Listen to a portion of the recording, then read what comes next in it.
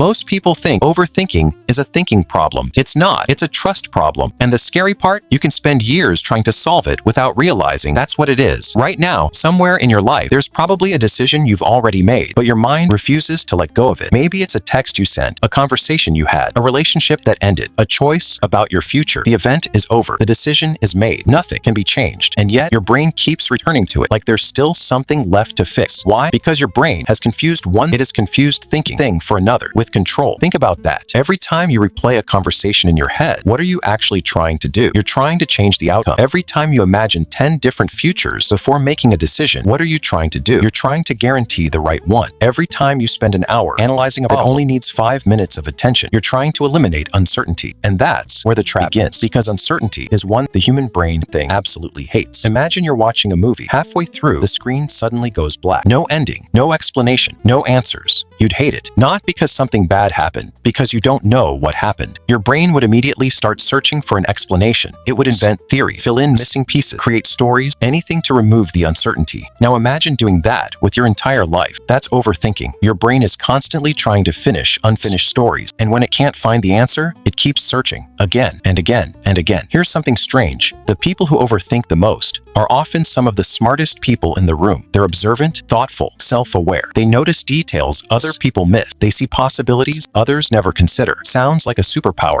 until one day that superpower turns against them. Because when you can see 10 possibilities, making a choice becomes harder. When you can imagine every risk, every opportunity starts looking dangerous. When you can analyze everything, you eventually start analyzing yourself. And that's where the real damage happens, because overthinking rarely stays focused on problems. Eventually, it turns its attention towards you. Maybe I said the wrong thing. Maybe they don't like me. Maybe I'm not good enough. Maybe everyone can see something is wrong. Suddenly, your own mind becomes a court, and every thought becomes evidence against you. But here's the twist nobody talks about. Your brain isn't trying to hurt you. It's trying to protect you. It learned somewhere along the way that mistakes are dangerous. Maybe you were judged harshly. Maybe you were embarrassed. Maybe you failed once and never forgot how it felt. So your brain created a strategy. Think longer, analyze harder, prepare for everything. Then you'll never get hurt again. Sounds reasonable, except it doesn't work. Because life isn't a math problem. It's impossible to calculate every outcome. No matter how much you think, no matter how careful you are, no matter how intelligent you become, there will always be variables you can't see. And that's what overthinkers struggle to accept. Not because they're weak, because they're trying to achieve something impossible. They're trying to become certain in an uncertain world. Let me show you what I mean. Imagine your phone vibrates.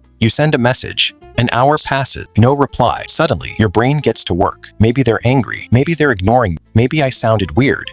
Maybe I ruined everything. Notice something? You don't have information. You have imagination. But your brain treats imagination like evidence. And before long, you've created an entire disaster inside your head. Then the reply arrives. Sorry, I was driving. That's it. The crisis never existed. The suffering was real. But the danger wasn't. Now zoom out. How many times has that happened in your life? How many sleepless nights were spent fighting problems that never arrived? How many fears turned out to be stories? How many worst-case scenarios never happened? Probably more than you can count. Yet your brain keeps doing it. Why? Because certainty feels safe, even negative certainty. Your brain would rather believe something bad is coming than admit it doesn't know what's coming. That's how uncomfortable uncertainty feels. But the people who seem confident have discovered something powerful. They aren't more certain than you. They aren't smarter than you. They aren't fearless. They've simply stopped demanding certainty before taking action. Think about it. Nobody knows whether a relationship will work. Nobody knows whether a business will succeed. Nobody knows whether a dream will come true. That some people move forward anyway. The difference is, while others stay frozen, waiting for guarantees that never arrive. And here's the irony. The confidence you've been searching for doesn't come before action. It comes after it. You don't think your way into confidence. You act your way into confidence. Every time you survive uncertainty, your brain learns a new lesson. I can handle this. Not because nothing went wrong, but because you survived, even when things weren't perfect. That's real confidence, not certainty. Trust. Trust that you can adapt. Trust that you can recover. Trust that you can figure things out. Because the truth is, your future has never depended on making perfect decisions. It has always depended on what you do after imperfect ones. And maybe that's what your mind has been missing all along. Not more answers, not more analysis, not one more hour spent replaying the same thoughts. Just trust. Trust that life is not a test you have to ace. It's an experience you're supposed to live. Because one day, you'll realize something strange. The moments that changed your life weren't the ones you thought about the most. They were the ones you finally acted on. And maybe that's the real cure for overthinking, not finding certain, learning to walk forward without it.